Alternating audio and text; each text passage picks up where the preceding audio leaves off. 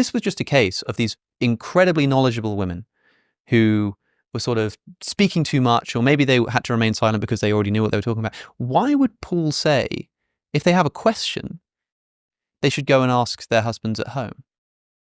Like, it seems like a much more troublesome verse, for it is shameful for women to speak in church. Like, my solution to this, I don't think Paul wrote these words, especially given that, like you say, just a moment ago, Paul has said that women should cover their hair when they prophesy.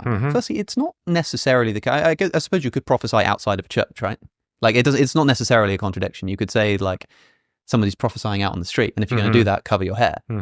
Right? That it doesn't say. I don't think Paul would be contradicting himself just to say that women shouldn't speak in church. Because when he says that women should cover their hair, it's specifically when they prophesy.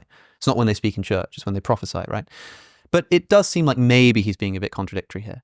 Also, he's referencing the law. They should be in submission as the law also says, which is a very like un-Pauline thing to do. Paul is all about like Christ and grace, and the law is something, and yet here this appeal is being made to the law. So he seems to contradict himself, and he also seems to make a very un-Pauline, assertion. But also, this is the only verse in any of Paul's letters which in our earliest manuscripts moves around in the manuscript.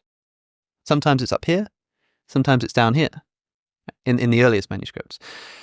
And so it's this weird thing where, and also if you read the text, Paul is talking about, like, Paul is speaking to the Corinthians about Corinthian matters, and he's talking about other stuff. And then suddenly, out of nowhere, is this verse. Women should be silent in the churches. If they've got anything to ask, they should go and ask it at home. And then it's right back to talking about to the Corinthians on a completely different subject matter.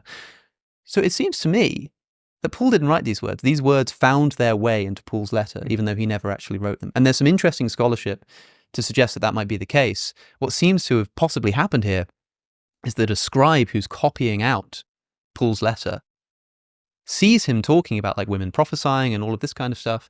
And so he writes in the margin his own note, like, yeah, but women should remain silent. It's a disgrace, they should go home and ask their husbands. And as these manuscripts get copied, it finds its way into the text, which is not an uncommon thing in the ancient world for that kind of thing to happen, for something to find its way into the text like that. That would also explain why it moves around. It would also explain why it contradicts something he said a moment ago. It would also explain why it's not very Pauline.